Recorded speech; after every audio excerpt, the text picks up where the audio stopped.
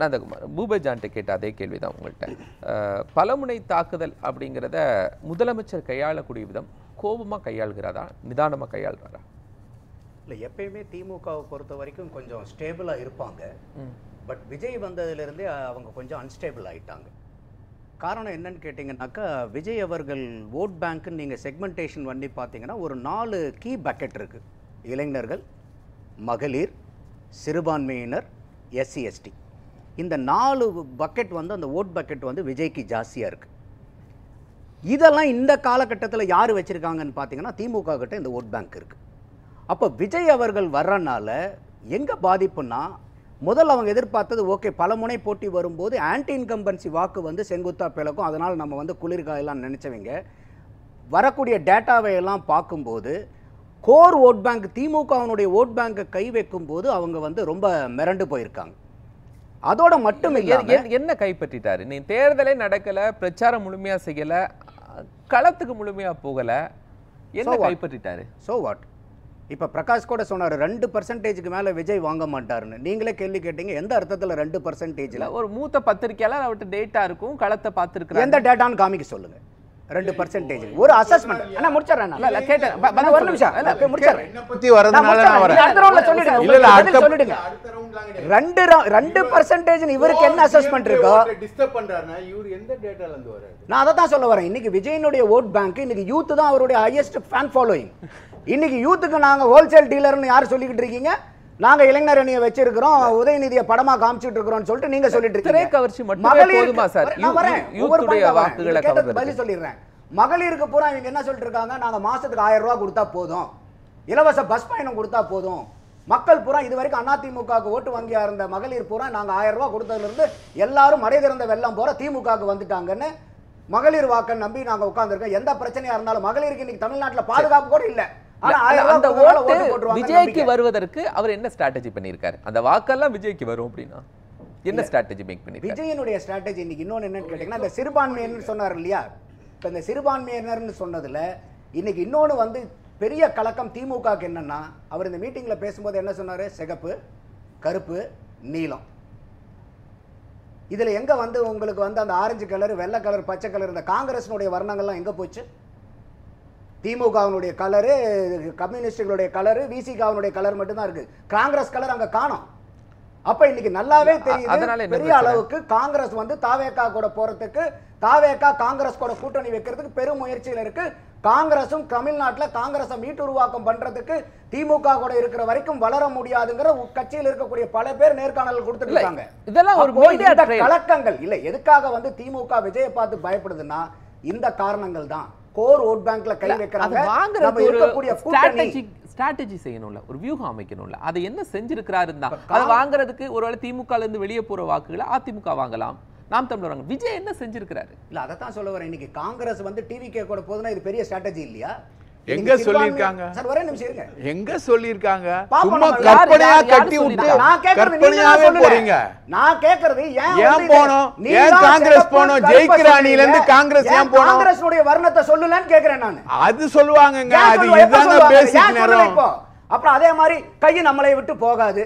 அப்ப இதெல்லாம் நானா சொல்றேன்? திமுக காரங்க சொல்றது தானே, துணை முதலமைச்சர் சொல்றது தானே. அப்போ ஏற்கனவே இந்த அளவுக்கு இருக்கும்போது இது வந்து ஒரு பயத்தையும் பதப்பதைப்பையும் உண்டு பண்றது ஒரு யதார்த்தமான உண்மை. இப்ப வடிவேல் தான் ஒரு படத்துல சொல்றாங்கல, பேஸ்மெண்ட் பில்டிங் பொதுச் செயலாளரே கோடி பறக்குது, பிள்ளையார் சொல்லி போட்டாச்சு, அந்த ஸ்டேட்மெண்ட்டை பின்வாங்கிட்டாரு. யாரு? கூட்டணி பக்கம் யாரும் பேசாதீங்கன்னு சொல்லிட்டாரு எடப்பாடி பழனிசாமி. அது எடப்பாடி அதிமுக அவங்க வந்து அவங்களுடைய ஸ்டாண்ட் எடுக்கறாங்க. நீங்க எப்படி தாவேகா காங்கிரஸ் கூட்டணி சொல்றீங்க? அவரே சொன்னதை விட்ரா வாங்கிட்டாரு. என்ன எதுக்காக சொல்ல வரேன்னா, இன்னைக்கு வந்து காங்கிரஸ் கட்சியை சார்ந்தவங்க, உதாரணத்துக்கு வந்து திருச்சி வேலுசாமி ஐயா எல்லா இடத்துலையும் போய் நேர்காணல் கொடுத்துட்டு இருக்காரு. எங்களுக்கு ஆட்சியிலையும் பங்கு, அதிகாரத்திலையும் பங்கு கொடுக்கலன்னா எதிர்கட்சியா தான் திமுக உட்காரணுங்கிறார். யார்கிட்ட சொல்லி? திமுகவை தானே சொல்றீங்கன்னா யாரா இருந்தா நாங்க அதுதானுங்கிறாரு. கேஎஸ் அழகிரி ஐயா என்ன சொல்றாரு?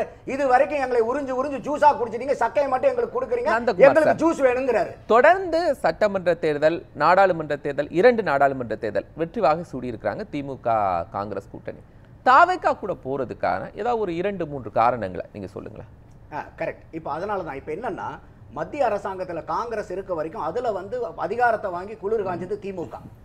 அம்மையார் ஜெயலலிதா இருக்கும்போது இவங்க வெறும் 89 சீட்டை வச்சுட்டு மைனாரிட்டி ஆட்சி அமைச்சிட்டு இருக்கும்போது மைனாரிட்டி திமுகன்னு சொல்லிட்டு இருக்கும்போது காங்கிரஸ் தலைவர்கள் யாரும் இந்த அதிருப்தியை சொல்லலையா சார்? நான் பேசிடுறேன். அப்போ அவங்க ஆட்சியில எங்களுக்கு இங்க வேணும்னு சொல்லி கேக்குறாங்க தமிழக காங்கிரஸ்ல இருக்கிறவங்க. அதெல்லாம் கொடுக்க முடியாதுன்னு சொல்லிட்டு ஐயா கருணாநிதி அவர்கள் வந்து அதை தவிர்த்தார். அப்பயே வந்து காங்கிரஸ்காரர்களுக்கு வந்து பெரிய ஏமாற்றம். அப்போ இப்ப நடக்கக்கூடிய காங்கிரஸ்காரங்க இன்னைக்கு ஐயா திருச்சி சிவா அவர்களை வச்சு காமராஜரை வந்து எவ்வளவு அசிங்கப்படுத்தினாங்க கேவலப்படுத்தினாங்கன்னு பார்த்தோம். அப்போ கூட வந்து பாத்தீங்கன்னா ஒரு பெரிய அளவுக்கு வராம இருந்தபோது இவங்க எங்களுக்கு கூட்டணியில ஆட்சி வேணுங்கிற அந்த நோக்கத்துல இருக்காங்க. இன்னைக்கு திமுக கூட்டணியில பங்கு கொடுக்குமா, அதிகாரத்துல பங்கு கொடுக்குமா? விஜய் இதை சொல்லியிருக்காரு மாநாட்டிலே, முதல் மாநாட்டுல. பாஜக அதிமுக கூட்டணி பிரிந்ததுக்கு காரணம் ஜெயலலிதா எம்ஜிஆரை விமர்சனம் செய்தாங்கன்னு. அவர்கள் பிரிந்தவர்களே ஒன்று சேர்ந்துட்டாங்க, இவங்க பிரியவே இல்லையே சார். அது பிரியறதுக்கு முன்னாடி அதிமுகவும் பாரதிய ஜனதாவும் ஒன்னா தானே இருந்தாங்க. ஆமா, பிரிந்தார்கள், அவர்களே சேர்ந்துட்டாங்க, இவங்க பிரியவே இல்லையே. அதான் சொல்றேன், ஒன்னா இருந்தவங்க தானே பிரிஞ்சாங்க, பிரிஞ்சவங்க ஒண்ணு சேர்ந்தாங்கல்ல. அந்த மாதிரி இங்க திமுகவும் காங்கிரஸ் ஒன்னா இருக்கிறது பிரியும். இதுல என்ன ரொம்ப அதிசயமா கேக்குறீங்க சார்? ஏதாவது சிம்டம்ஸ் இருக்கா சார்? நம்ம எக்ஸாம்பிள் கொடுக்குறேன். கேஎஸ் அழகிரி பேசினதை சொல்றேன், திருச்சி வேலுசாமி ஐயா பேச சொல்றேன், இன்னும் கிரீஷ் சோடங்கர் எடுத்துக்கங்க. அவர் இந்த பாலியல் வன்கொடுமைக்கும் வந்து பெரிய பேச்சு பேசுறாரு. இங்க வந்து அவங்களுடைய பூத் ஏஜென்ட் பேசும் போதும் நாம வந்து 125 இடத்துல நாச்சு கண்டெஸ்ட் பண்ணணும்ங்கறாரு. இதெல்லாம் என்ன காங்கிரஸ்காரங்க பேசுறதா நான் பேசுறதா? இவ்வளவு சான்றுகளை கொடுத்து யார் சொல்லிட்டாங்க? அவங்க எங்கேயாவது விஜய் கூட வருவேன்னு சொன்னாங்களா சார்? அது உங்ககிட்ட எப்படி சார் சொல்லுவாங்க? இப்போ இதே வந்து திருச்சி இந்த கரூர் நிகழ்வுக்கு அப்புறம் காங்கிரஸ் வந்து இன்னைக்கு வரைக்கும் ஏதாவது வந்து விஜய் விமர்சனம் பண்ணியிருக்கா? அழுத்தம் கொடுக்குறாங்க காங்கிரஸ்க்கு. ஆனா இன்னைக்கு வரைக்கும் அவங்க எந்த விதமான பெரிய விமர்சனமும் விஜய் அவர்கள் மேல வைக்கல. இவரு நம்ம ராகுல் காந்தி ஐயாவே வந்து பாத்தீங்கன்னா 2 தடவை கூப்பிட்டு விஜய் அவர்கள்ட்ட பேசியிருக்காங்க. இப்ப கிரேட் பாயிண்ட் ஆக என்னன்னு கேட்டா பிரியங்கா அவர்களும் கூப்பிட்டு விஜய் கூட பேசினதா தகவல் வருது. அது என்ன உண்மை நமக்கு தெரியாது. அப்போ இந்த அளவுக்கு உண்மை தகவல் இல்ல இருக்குது. அதனாலதான் நான் டிஸ்க்ளைமர் சொல்றேன், கிரேட் பாயிண்ட் ஆக்குன்னு சொல்றேன். அதுக்கு சான்று என்கிட்ட இல்லன்னு சொல்லி தான் சொல்றேன். சோனியா காந்தியும் கேட்டுருங்க. அப்போ இந்த அளவுக்கு இருக்கும்போது இன்னைக்கு ராகுல் காந்தி அவர்களுக்கு காங்கிரஸுக்கு, அதாவது திமுக ஒரு விஷயம் சொல்றேன், உங்களுக்கு எல்லாம் தெரியும். 2019ல யாருமே எந்த மாநிலத்திலையும் ராகுல் காந்தி குறித்து பேசாத போது ராகுல் காந்தி தான் பிரதமர் வேட்பாளர் அப்படின்னு சொன்னவர் ஸ்டாலின். 2024ல சொன்னாரா? 19ல சொன்னார். 24க்கு அதுக்கப்புறம் ஒரு எலெக்ஷன் வந்துச்சு இல்ல? இல்ல 19 தான் கடைசி எம்பி தேர்தலா? இல்ல 24ல சொன்னாரா? 24ல சொன்னாரா? 24ல சொன்னாரா? 24ல இண்டி கூட்டணி வந்துச்சு. இண்டி கூட்டணியில ராகுல் காந்தி பிரதமர் ஆகணும்ங்கற எல்லாம் ஸ்டாலின் ஐயா அவர்களுக்கு இல்லையா? அப்ப இதெல்லாம் நோக்கி செல்லக்கூடிய திறமை. நீங்க பேசும்போது நான் குறுக்கலே வரல. அப்போ இல்ல ஏன் நேரத்துல நீங்க அப்ப என்னன்னா எல்லா இடத்துலயுமே காங்கிரஸும் பாத்துக்கிட்டு தான் இருக்காங்க. அப்ப இன்னைக்கு காங்கிரஸ்க்கு நல்லாவே தெரியுது நம்மளை வச்சு இங்க குதிரை ஓட்டிட்டு இருக்காங்க. ஏன்னா இன்னைக்கு அதிமுக கூட்டணிக்கும் திமுக கூட்டணிக்கு இருக்கக்கூடிய எட்ஜ் என்ன? மைனாரிட்டி ஓட்டுங்கிறது, அதுதான் காம்படிட்டிவ் எட்ஜ். அது இன்னைக்கு பெரிய அளவுக்கு திமுகவுக்கு வர்றதுக்கு காரணம் காங்கிரஸ். அப்ப அந்த காங்கிரஸை பயன்படுத்தி எலெக்ஷனை ஜெயிக்கிறாங்க. ஆனா நமக்கு ஆட்சியில பங்கோ இல்ல 63 சீட்டு கொடுத்து படிப்படியா வந்து 25க்கு வந்துருச்சு. இப்போ அது இல்லாம போன தடவை கேஎஸ் அழகிரி அவர்கள் அழுகாத குறையா சொன்னாரு, ஒரு மரியாதையா கூட இல்ல வந்து நம்மளை கூட்டணி பேரத்துல பேசும்போது நம்மளை மரியாதை கூட கொடுக்கலன்னு சொல்லிட்டு. அப்ப இதெல்லாம் காங்கிரஸ்காரங்க வந்து அவங்க காலம் வர வரைக்கும் காத்துட்டு இருப்பாங்கல்ல.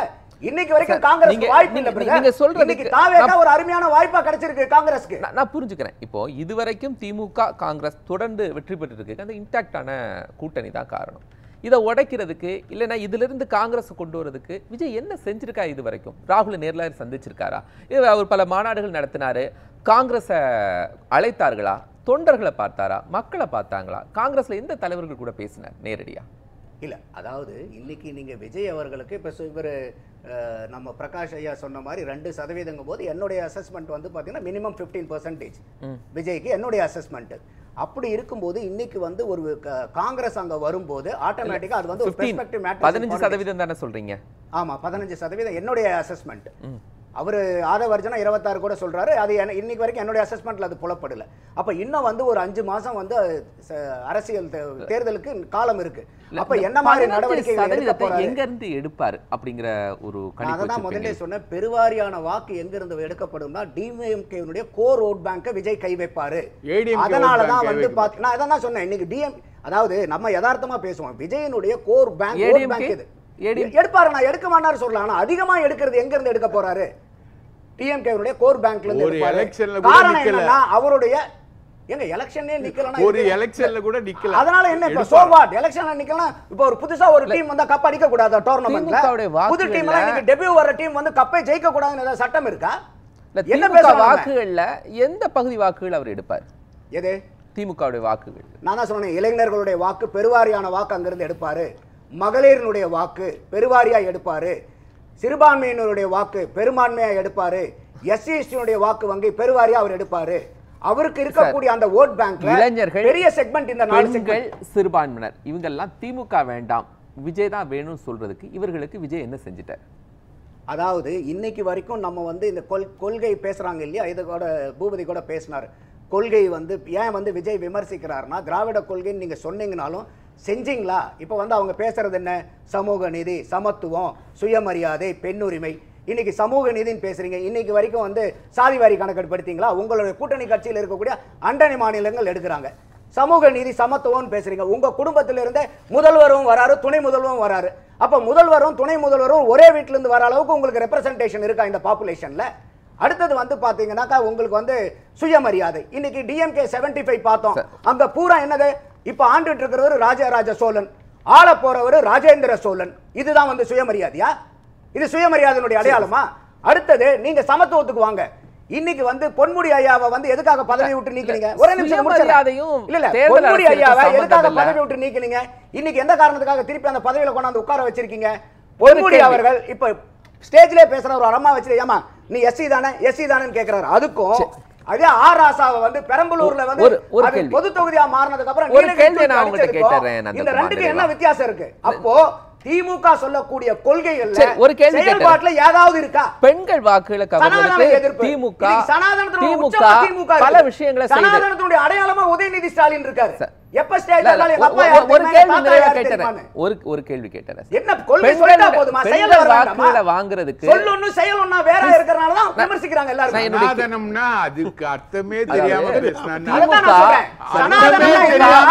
இவங்க சொல்லக்கூடிய சனாதனம் என்னன்னா, பிறப்பாலேயே ஒருத்தனுக்கு வந்து உயர்வு வருது.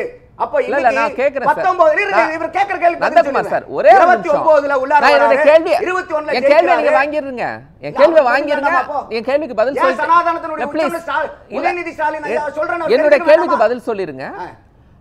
பெண்களுடைய வாக்குகளை வாங்குறதுக்கு திமுக உரிமை தொகை கொடுக்குது, கல்லூரியில படிக்கிற மாணவர்களுக்கு கல்வி தொகை கொடுக்குறாங்க, இலவச பேருந்து, இது எல்லாத்தையும் எப்படி தாவேகா பெற்றுவிடும் அப்படின்னு நீங்க ஒரு கணக்கு போடுறீங்க சார்? இன்னைக்கு இதை எப்படி உடைக்க முடியும்? பெண்கள் இன்னைக்கு வந்து பாத்தீங்கன்னா பெண்களுக்கு எதிரான பாலியல் வன்கொடுமையில ஆல் இந்தியாவுடைய growth rate வந்து 20ல இருந்து 22 வரைக்கும் NCRB டேட்டா என்ன சொல்லுதுன்னா 20% உயர்ந்திருக்கு. தமிழ்நாட்டுல 39% அது உயர்ந்திருக்கு. குழந்தைகளுக்கு எதிரான பாலியல் வன்கொடுமையில ஆல் இந்தியால 26%, தமிழ்நாடு 52%. சிறுமிகள், அதாவது வந்து பருவத்துக்கு வராத குழந்தைகள், சிறுவயது குழந்தைகள் வந்து பாத்தீங்கன்னா 23ல இருந்து 24 வரைக்கும் 56% ஏறி இருக்கு. நம்ம 1000 ரூபாய் கொடுத்தீங்கன்னா பெண்கள் ஓட்டு போட்டுருவாங்களா? இன்னைக்கு தமிழகத்துல கூட்டு பாலியல் வன்கொடுமை கலாச்சாரம் இப்ப எப்படி வந்துட்டு இருக்கு? பெண்களுக்கு 1000 ரூபாய் வேணுமா இல்ல கற்புக்கு பாதுகாப்பு வேணுமா சார்? இன்னைக்கு எது சார் வேணும் பெண்களுக்கு? 1000 ரூபாய் கொடுத்தா நீங்க அந்த 1000 ரூபாய் வச்சு அவங்களே பாதுகாப்பு தேடிக்கிறாங்க. கிரைம் நடக்காத ஒரு மாநிலத்தை சார் நீங்க தான் சொல்றீங்க எந்த கொம்பனும் குறை சொல்ல முடியாது. அப்படியே அடுத்த மாநிலத்துக்கு போகணும். கிரைம் நடக்காத ஒரு மாநிலத்தை சொல்ல முடியாத ஆட்சியா இது? கிரைம் நடக்காத பெண்களுக்கு எதிரான கிரைம், குழந்தைகளுக்கு எதிரான கிரைம் நடக்காதுன்னு சொல்லல, அதிகமா நடக்குதுன்னு சொல்றோம். மாநிலத்தை சொல்லுங்க. சமூக நிலைய அமைச்சர் என்ன சொன்னாரு? போக்சோல 6999 குழந்தைகள் பாதிக்கப்பட்டதுக்கு 104 கோடி ரூபாய் நாங்க வந்து நஷ்ட ஈடு கொடுத்திருக்கோன்றாரு.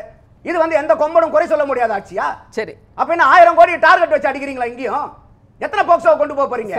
அப்ப 1000 ரூபாய் கொடுத்தா பெண்களுக்கு பூரா இதை மறந்துட்டு 1000 ரூபாய் வந்துட்டு ஓட்டு போடுவாங்களா? இதுக்கு எதிராக தாவேகா போராட்டம் நடத்தி இருக்கா? எது இதுக்கு எதிராக தாவேகா போராட்டம் நினைக்கா? எப்படி பாதுகாப்புக்காக அவங்க எடுத்திருக்காங்கல்ல.